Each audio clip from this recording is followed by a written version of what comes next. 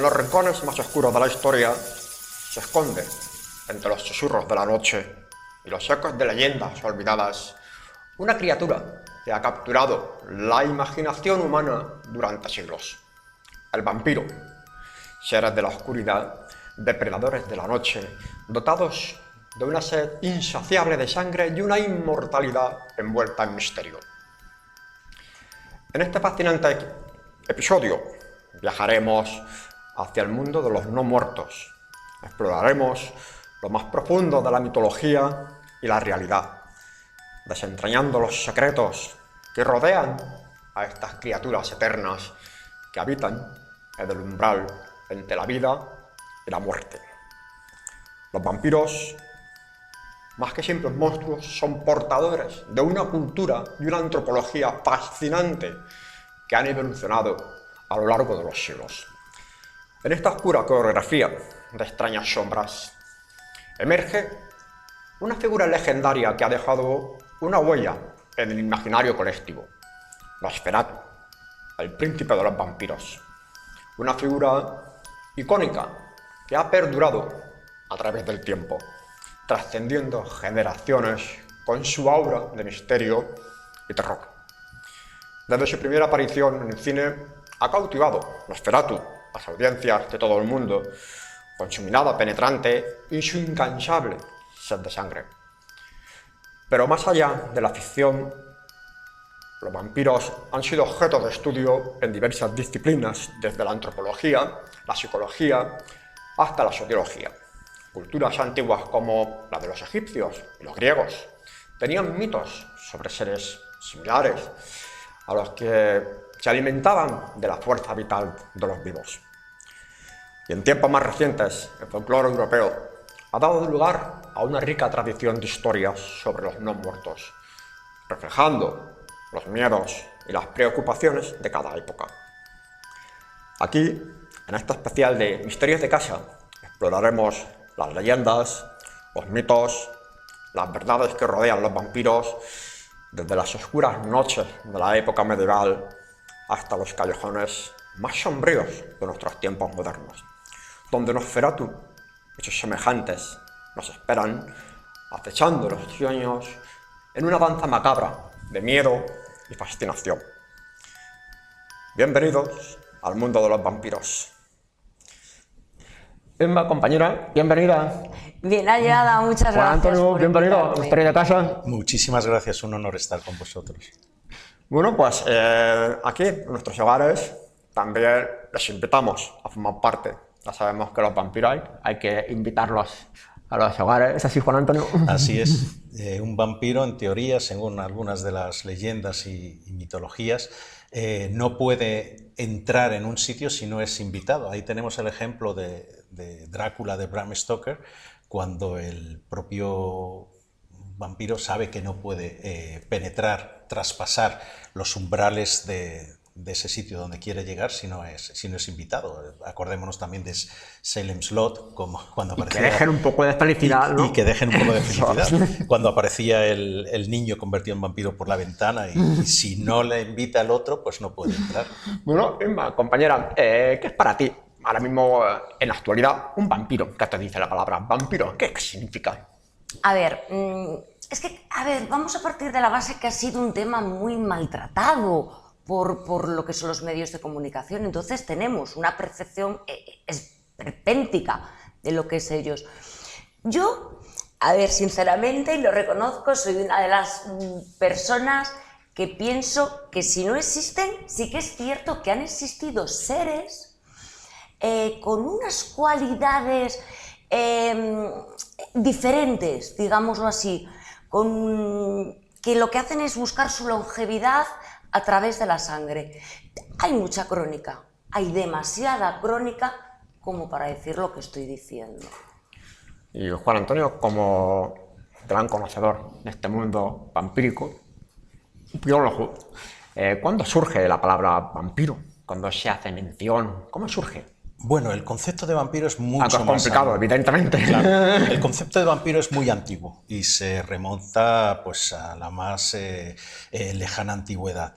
pero valga la redundancia. La palabra vampiro es mucho más reciente. Estamos hablando de finales del siglo XVII, en el XVIII. Por ejemplo, en Gran Bretaña aparece en 1734.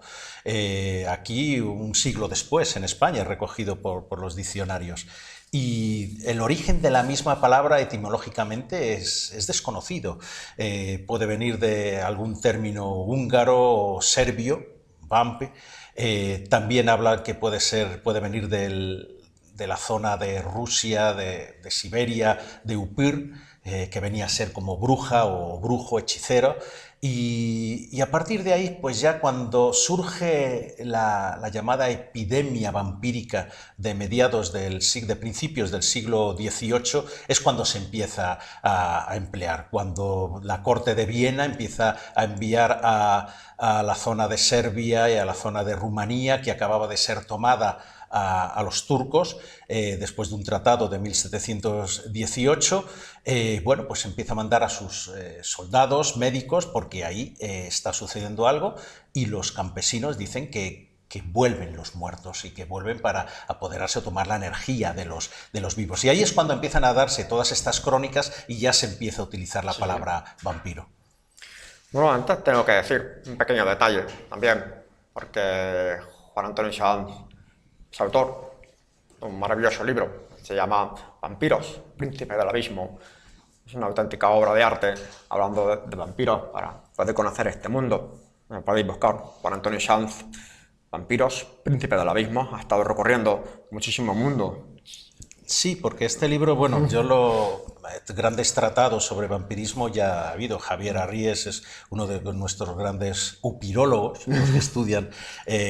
Miguel Aracil y otros cuantos también han escrito ya libros. Pero yo quería hacer yo soy periodista, entonces quería hacer una crónica del vampirismo. Entonces aquí trata mis viajes, sobre todo, también hablo de las epidemias vampíricas, de la relación entre el vampirismo y la magia negra, pero trata un viaje por Rumanía, por Rusia, donde yo viví mucho tiempo, por Grecia, salto después a China, hablo de los Qianxi, los vampiros chinos, en Japón, donde yo también viví, hablo de los Kappa y de otros seres mitológicos equiparables, y después en América, donde también estuve mucho tiempo, de los vampiros en Bolivia, en Estados Unidos también. Entonces, yo hablo sobre todo de los vampiros de los sitios que yo he podido estar y he podido constatar esas historias. Me preguntáis, ¿existen los vampiros? Pues no sé, yo creo que no, pero las historias de vampiros existen y están por todas partes y desde los tiempos más remotos, como habías comentado. ¿Y cuál es el sitio de tanto recorrido, tantas experiencias que has ido recopilando? ¿Cuál es el sitio donde hay una mayor, digamos, presencia de historias, de leyendas? ¿Recurrimos a la clásica Transilvania o es otra zona? Sí, se puede hablar de Transilvania y lo que es Europa central y oriental, muchos. Vamos a ver, los Cárpatos no solo, como la gente piensa, se limitan a Rumanía, los Cárpatos se extienden hasta Eslovaquia. Yo he estado en Eslovaquia buscando trazos, que después sabemos de las leyendas vampíricas en torno a castillos que son, digamos, una leyenda en sí mismo, como el de Častice de la condesa Erzsébet Báthory, o por ejemplo el castillo de Orava, donde se filmó en parte Nosferatu, que es una historia increíble, y ahí estaban.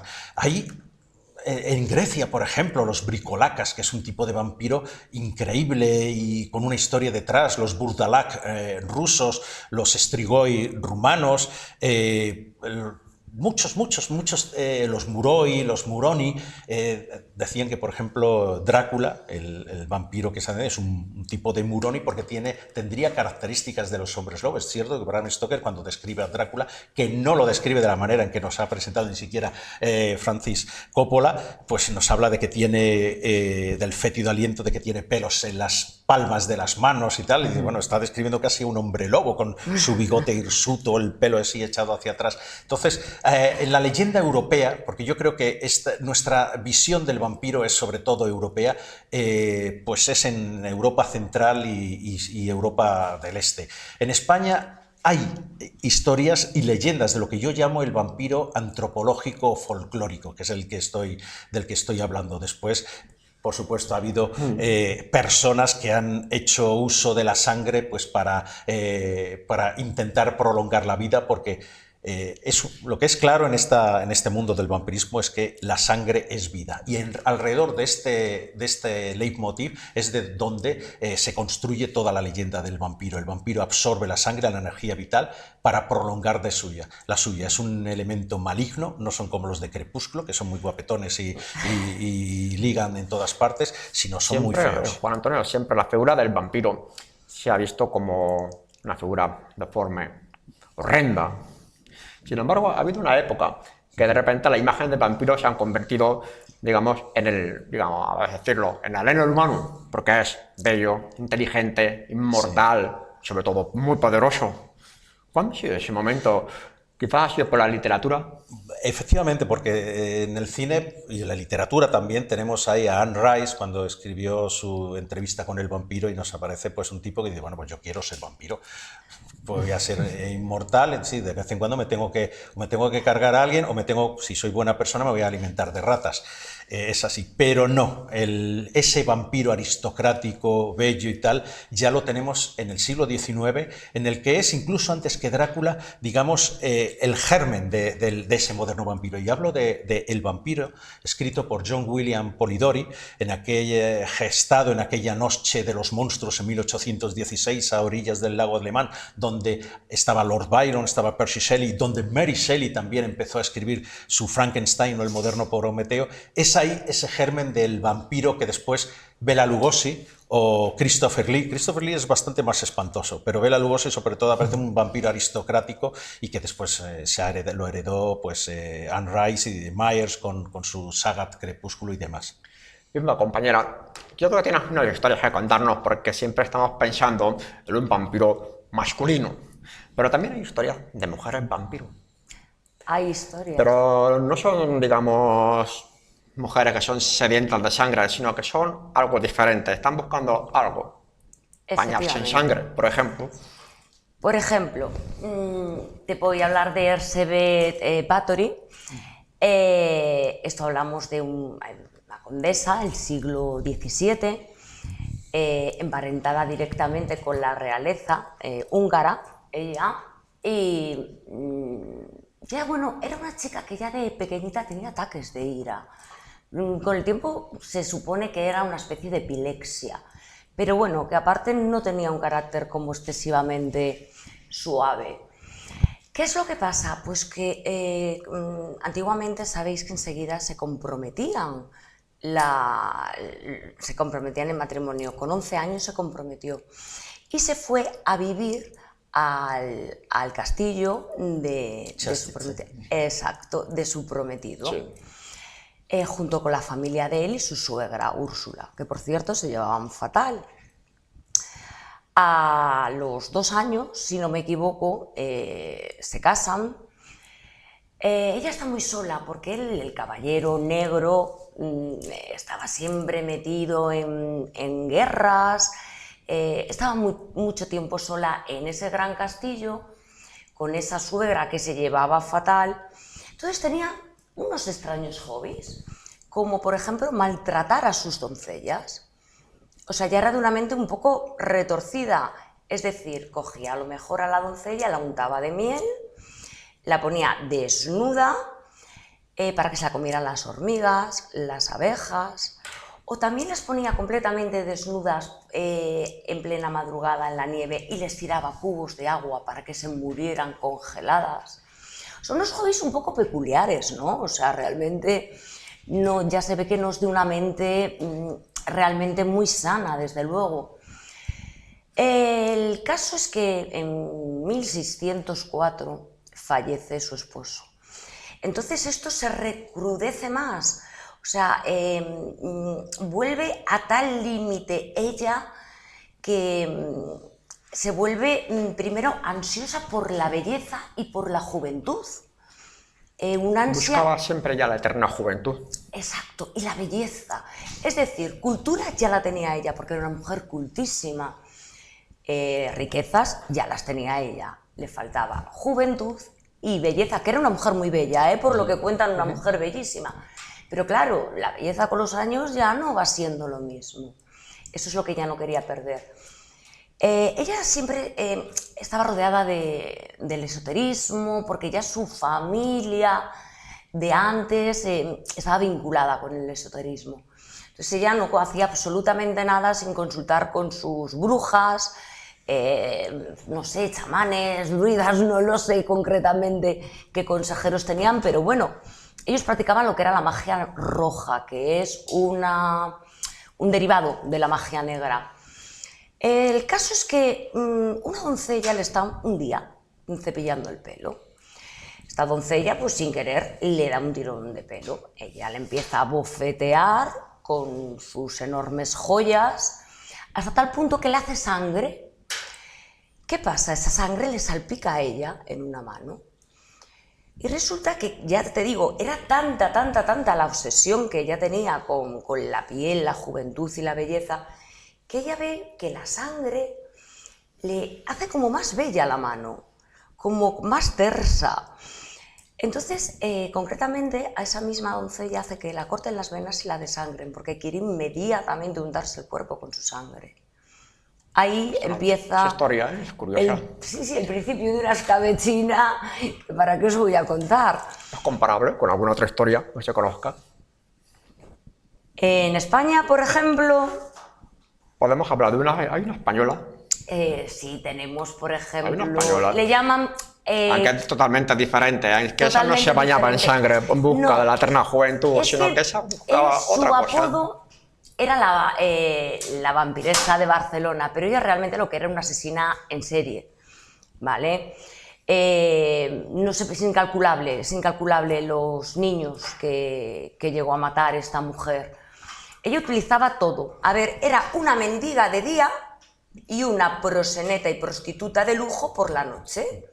Es decir, por el día vestía con harapos, comía en comedores sociales y de la basura, pero por la noche sacaba sus mejores galas por aquel entonces, en el 1902, 3, 4, 5, ropa confeccionada exclusivamente para ella, los mejores sombreros, las mejores joyas, y alternaba en donde iba toda la burguesía catalana. Es decir, casinos, teatros, porque ella era prostituta, de lujo. Claro. Pero aparte proxeneta, por el día se la veía siempre rodeada de niños que pensaban que eran hijos suyos. Pero no, lo que hacía era prostituirlos. Hablamos de niños de 3 a 11 años. Una auténtica barbaridad. Pero es que no estaba contenta con prostituirlos. Cuando a ella ya no le servía, ella se denominaba curandera. Entonces hacía unas cremas mágicas en las cuales vendía igual a alta burguesía catalana, porque daban una belleza increíble y se aprovechaba de gente que tenía dinero y que estaba muy enferma, porque según ella, con sus pócimas que hacía, curaba la tuberculosis. Esas pócimas y esas cremas estaban hechas de estos niños que ya no les servían. Utilizaba pelo, polvo, con sus huesos hacía polvo para hacer sus pócimas, sus ungüentos, la sangre, la piel, o sea, no tenía desperdicio. De hecho, esta señora en 1912, cuando la fueron a arrestar, o sea, quedaron horrorizados porque en su casa tenía dobles paredes donde tenía huesos de todo tipo de niños de edad, hasta de 17, o sea, de pequeños, de bebés, hasta 17 años. Cuchillos impropios de un hogar, completamente impropios. O sea, tenía un laboratorio montado, una conserva de grasa humana, una conserva de sangre, o sea, una auténtica barbaridad. Una historia realmente terrible. Terrible, pero fascinante al mismo tiempo, ¿eh? No sabíamos qué personaje elegir cuando tengamos las dos frente a frente. No sabíamos qué elegir, ¿no? A ver, Juan Antonio. Bueno, el número de muertes ganaría Sebet Báthory, porque dicen que... Demasiada sangre por medio. Según el juicio, pues llegó a matar hasta 650. Exacto. Si eso fuera cierto, sería la mayor asesina mujer de la historia. Que hubieran sido 100 ya es una barbaridad, porque también hubo motivaciones políticas por las que se dirigieron a por ella y demás, pero lo que es cierto es que Elizabeth Bathory tenía unos conocimientos de magia negra, de ocultismo muy grandes, como era lo propio en casi todas las grandes cortes. Claro. Aquí Felipe II, en el Escorial, tenía una de las mejores bibliotecas de magia negra, que después desaparecieron y dicen, ¿dónde estarán todos esos grimorios y demás? Recordemos a su sobrino, Rodolfo II, en Praga. Bueno, tenía una corte de magos tremendos. Ahí estuvo John Dee, el gran mago de la reina Isabel I de Inglaterra. Entonces, la magia, aunque todos se declararan muy católicos o muy protestantes, la magia negra estaba ahí. Y la magia negra, una de las cuestiones que subyace en su práctica es que la sangre es lo que permite contactar con el reino de los muertos. Es, digamos, ese fluido... Es el medio de comunicación que tiene el hilo de conexión. Es la conexión, ese puente que nos permite atravesar al otro lado del espejo, el más allá. Y por eso los no muertos dicen, no, es que no están muertos porque están entre medias. Nosferatu, por ejemplo, tal como lo sacaron a la luz, hicieron la película Friedrich Wilhelm Murnau, que fue el director, y Alvin Grau, que era el director artístico, y bueno, en realidad era el alma mater,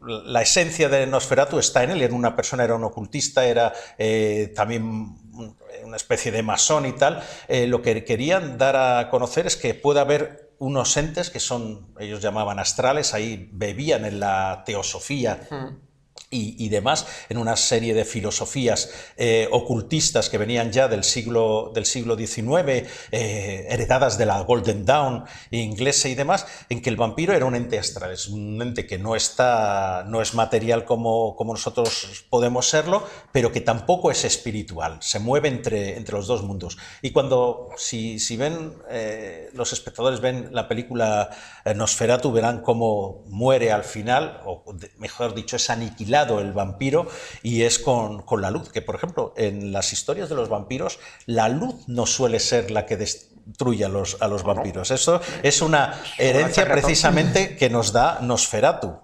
Cuando uno se lee Drácula, es verdad que el vampiro tiene menos fuerza pero camina a la luz del día, y en casi todas las historias de vampiros es verdad, funcionan de noche, pero porque es en la noche donde ellos pueden moverse con mejor facilidad y donde todo el mundo está durmiendo tranquilo y pueden atacar, pero no porque les destruya la luz. Es increíble todo lo que estamos viendo. Bueno, nosotros vamos a hacer una pequeña pausa para la publicidad. Volvemos enseguida. No se vayan, porque seguimos aquí indagando en el mundo de los vampiros, el mundo de los no muertos.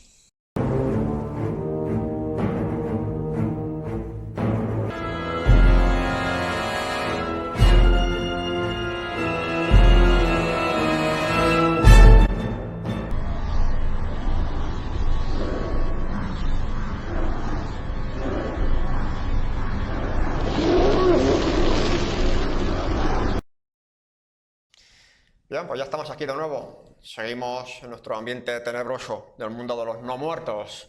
Especialmente este año es muy especial, ¿no? Parece que cumple aniversario una de las películas icónicas del mundo del vampirismo, Nosferatu. Pero esa película está envuelta en muchas curiosidades, sobre todo su director, su actor, sobre todo la cantidad de leyendas que se han formado después en esa película. ¿Qué nos cuentas? Bueno, el aniversario fue en el 22, porque la película se estrenó en 1922. ¿Qué sucede este año? Este año se va a estrenar pues un esperadísimo remake, y es el que va a hacer mejor dicho, ya ha hecho, porque lo van a estrenar creo que en las Navidades de este año, el director Robert Eggers. Y bueno, viene a ser una reproducción de lo que hizo Friedrich Wilhelm Murnau en 1922, que después Werner Herzog repitió en el 79, también otra maravilla de película. Hay algunas diferencias y demás, se vuelve otra vez a los nombres originales, porque vamos a ver, Nosferatu está desde luego basada en la novela de Drácula, de Bram Stoker. Es la primera reproducción más o menos literal, porque después también hay muchos cambios para intentar evitar también el tema de los derechos de autor, que no les sirvieron de nada, porque al final la viuda de Bram Stoker, Florence Balcombe, o Florence Stoker, pues les denunció y en 1925... Fíjate, solo estuvieron 3 años. Ordenó que se destruyeran todas las copias. Bueno, pero Nosferatu es la primera, digamos, adaptación. Hay otras películas que dicen, por ejemplo, una tal Halala, que era húngara, pero es que ese Drácula no es en absoluto, Drácula además con K lo ponen, no es en absoluto el personaje de Stoker. Hablan de una película rusa, incluso de 1920, pero que parece que es una leyenda, que no existió jamás esa película, no bolchevique o... sí, bolchevique sería, porque todavía no había nacido la Unión Soviética, pero ya había caído Rusia. Entonces, Nosferatu rompe todos los esquemas. Y para mí es posiblemente el mayor icono del cine incluso del cine de la cultura de vampiros del siglo XX y que lo hemos heredado. Recientemente también se estrenó otra película, El último viaje del Demeter. El Demeter es el barco en el que Drácula viaja desde las costas, digamos, de Rumanía hasta Whitby, que es en York, en Gran Bretaña, en Inglaterra, donde ahí empieza a hacer ya las tropelías que quiere. Entonces es una película que está muy bien, porque ese viaje apenas lo resuelve Stoker con unas cuantas páginas, pero desde luego es terrorífico. Y Nosferatu también saca este viaje, lo que pasa es que cambia el nombre de Demeter, lo cambia en Pusa, en la versión francesa también le ponen otros nombres, vuelve a ser creo que Demeter, pero bueno, hay un gran experto que es Luciano Berriatúa, que es quien remasterizó los trozos de copias que habían sobrevivido después de que en 1925 se ordenara la destrucción, quedaron algunas cosas y ya podemos ver, porque la película como es, que es una película además que no es en blanco y negro, está tintada. Entonces las escenas de noche aparecen azules, las escenas de día aparecen con otros colores ocres y demás. Y es una maravilla. Dicen que es el máximo exponente del expresionismo, pero ni siquiera es así, no es expresionista, es romántico, no sé qué más, es especial, es Nosferatu. Que por cierto, cuando se estrenó la película, al público, digamos, la había trastornado. Se habían quedado un poquito acomplejados el público, la primera opinión pública se había quedado un poquito sorprendida, por decirlo así, ¿no? Fue tremenda cuando la estrenaron, además en un parque zoológico, la habían preparado, había una fiesta de disfraces y todo el mundo, se había estado promocionando muy bien. Alvin Grau, este tipo esotérico, ocultista, que después formó parte bueno, ya era parte de una de las logias y después fundaron otra, la Fraternitas Saturni y demás, que estaba influido por Aleister Crowley, la bestia, el mago negro del siglo XX. Bueno, pues él había llevado toda la parafernalia de esta presentación, había publicado un artículo en el que él comentaba cómo había llegado a imaginar el tema de Nosferatu y nos retrotrae a la Primera Guerra Mundial en 1916, cuando en Serbia, en el frente serbio, una patrulla no los conocía él. En otro momento aparece como si él estuviera ahí también. Pues en una cabañita encuentran a un viejito que era de origen rumano y él cuenta que su padre había sido un vampiro y habían acabado de él como vampiro. O sea, lo había acabado, ya había muerto, pero había resucitado y tuvieron que hacer los rituales vampíricos, es decir, estaquearlo para sujetarlo, digamos, a la tierra, cortarle la cabeza, sacarle las entrañas. Otro de estos rituales es reducir el corazón o el hígado a cenizas y beberlo las personas afectadas por ese vampiro de esto y después quemarlo. Es necesario quemar el cuerpo. ¿No? Una estaca no mata a un vampiro. Pues por cierto, el actor de la película de Nosferatu se había llegado a obsesionar con la figura del Conde Orlok que representaba, porque no era el Conde Drácula, muchos pensaban que es Drácula, ¿no? Es el Conde Orlok, como se llamaba la película de Nosferatu. Sí, Nosferatu... Se había obsesionado, hay muchas leyendas sobre ese personaje. Nosferatu incluso no es el nombre del vampiro. Nosferatu es una palabra que utiliza Bram Stoker en su novela y él la tomó de una escritora, Emily Gerard, que había estado viviendo en Rumanía y habla de los Nosferatus. Ella dice que es una palabra rumana, no es verdad, no es una palabra, no se sabe de dónde es. Podría venir del griego nosoferos, que significa el que porta la plaga, porque Nosferatu es eso. Nosferatu es un vampiro que trae la plaga a Wisborg, que es una ciudad alemana, la traslada desde Whitby, lo cambian así, intentando eludir los derechos de autor, pero que al final fueron a por ellos, por supuesto. Les cambia el nombre, por ejemplo, no es Jonathan Harker, sino Thomas Hutter, uno de los protagonistas, no es Mina Harker, sino Ellen y tal. Entonces, Nosferatu trae las ratas, trae la plaga, es el que conlleva esa infección por todas partes y bueno, es muy interesante esta película porque trastoca toda la visión y nos la trastoca hoy en día también. ¿Verdad? Algunas películas te habrán emocionado muchísimo a ti de vampiros. A ver, a mí, bueno, desde siempre es que el cine de terror es mi favorito desde que soy pequeña, lógicamente, como bien sabéis. A mí, la de Drácula... La clásica de Drácula de la productora la Hammer, las clásicas de los años 50-60. No, más moderna, la de que tenía la mujer de Coppola, no, sí, de Coppola, ¿no? Sí, la de Elisabetta, que tenía la mujer Elisabetta.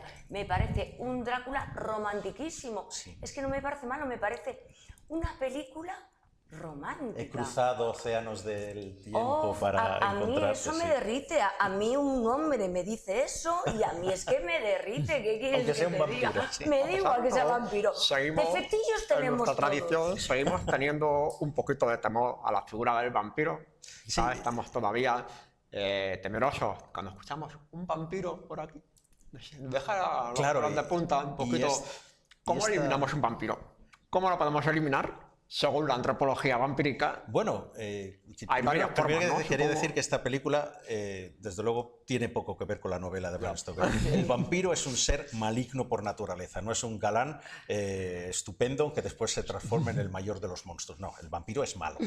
Eso es partido. Entonces, ¿cómo eliminar a un vampiro según todas las leyendas? Pues bueno, depende del país y tal, porque esta leyenda se extiende desde el principio de los tiempos con las mujeres, los primeros vampiros fueron mujeres, estamos hablando de Lilith, por ejemplo, ¿sí? La esposa de Adán, o por ejemplo Sekhmet, la diosa leona egipcia y demás. Entonces, en el siglo XVIII, cuando aparecieron cuadrillas de eliminadores, de cazadores de vampiros, pues aparecían ya una serie de rituales impuestos, que es como he dicho ahora. Un vampiro primero hay que localizarlo, hay que exhumarlo, hay diferentes leyendas sobre cómo se puede localizar un vampiro, por ejemplo, en un caballo negro, otros dicen blanco, un niño virgen pues va paseando por el cementerio y allí donde el caballo empieza a piafar, pues ahí es donde desentierran, ven que está con sangre, o sea que tiene un aspecto rosado, la piel tersa y demás, lo estaquean, es decir, le clavan una estaca, le cortan la cabeza, sacan el corazón o las entrañas, las cuecen, las hierven, se la dan.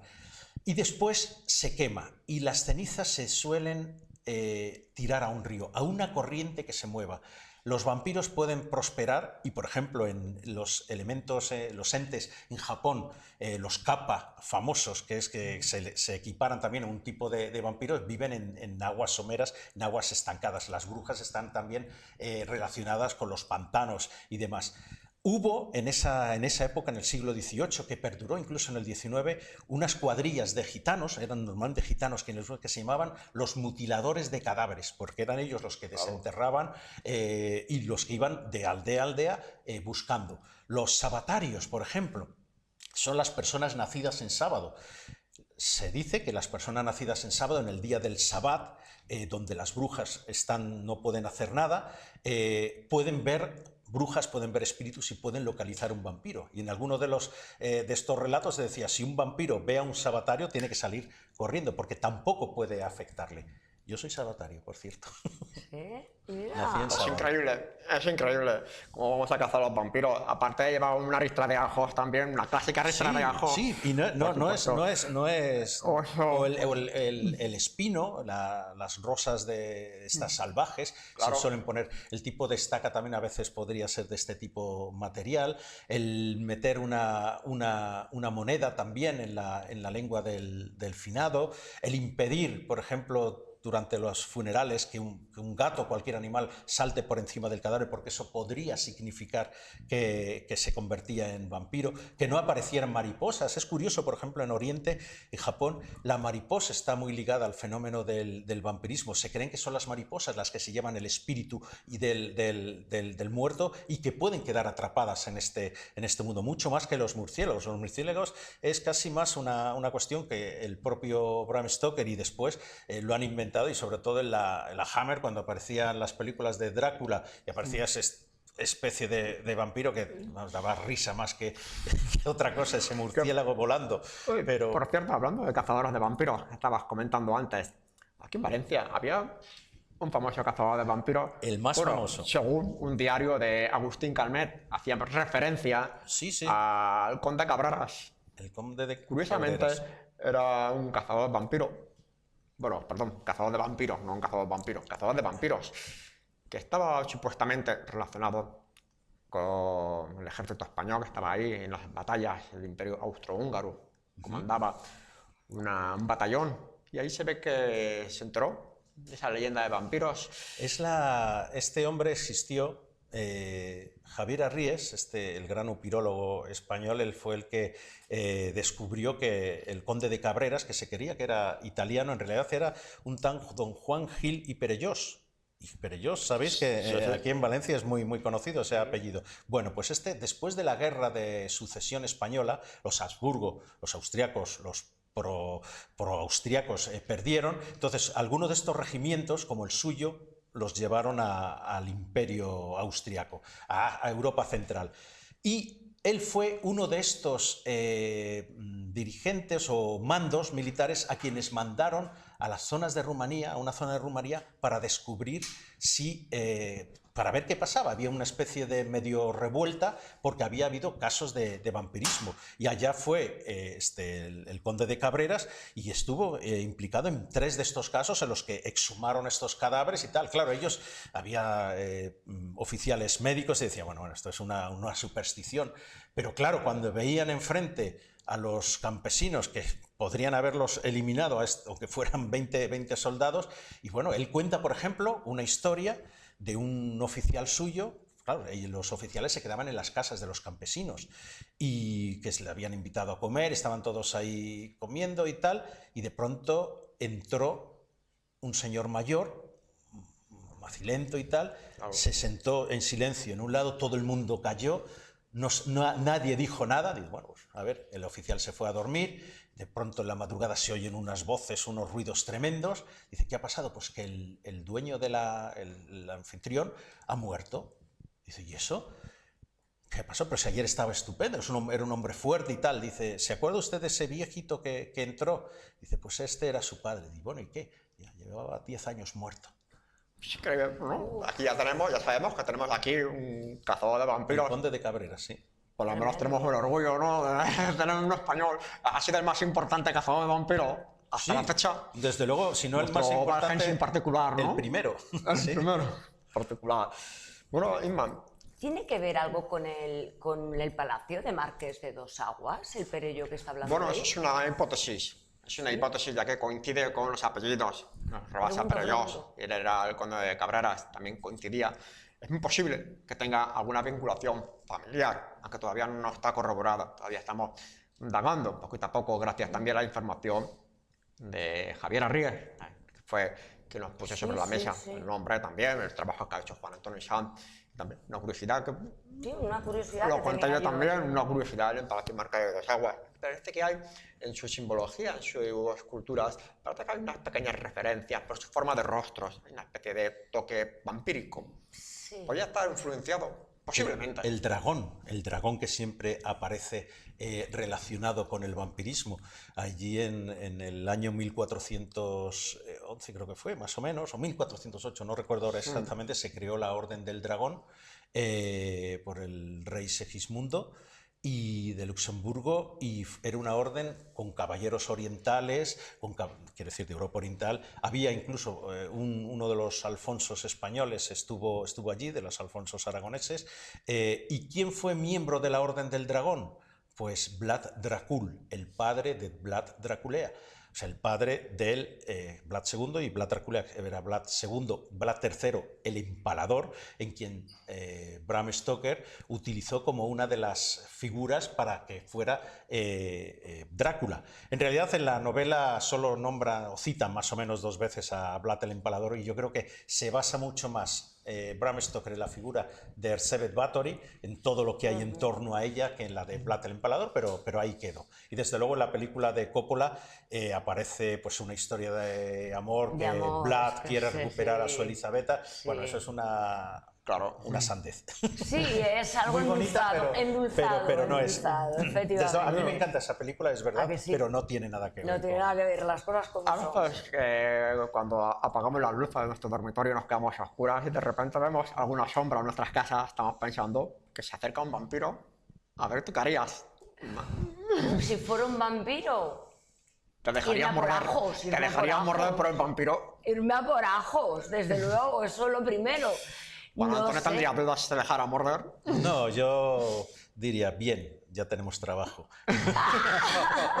Pero bueno, yo tengo... Bueno, Que yo tengo entendido que si no les invita, según nos ha dicho Claro, Juan no Antonio, entrarían. no pueden entrar. Salvo que te hayas metido tú en medio de una cripta, una vale, guarida vale, eso en un ya. nido vampírico. Vale. Entonces las cosas bueno, pues son- nosotros desde aquí, desde Plató de Misterio de Casa, nos hemos adentrado un poquito en este tenebroso mundo de los vampiros. Hemos conocido un poquito sobre la figura de un Nosferatu, hemos conocido cómo eliminar un vampiro, aunque tengamos dificultades, es difícil, hay que decirlo, un poquito complicado, pero vamos a intentarlo por si acaso se da la casualidad, ¿no? Bueno, Así que, desde Misterios de Casa, gracias por acompañarnos en esta noche vampírica, que sea de vuestro agrado. Así que, hasta la próxima, muchas gracias.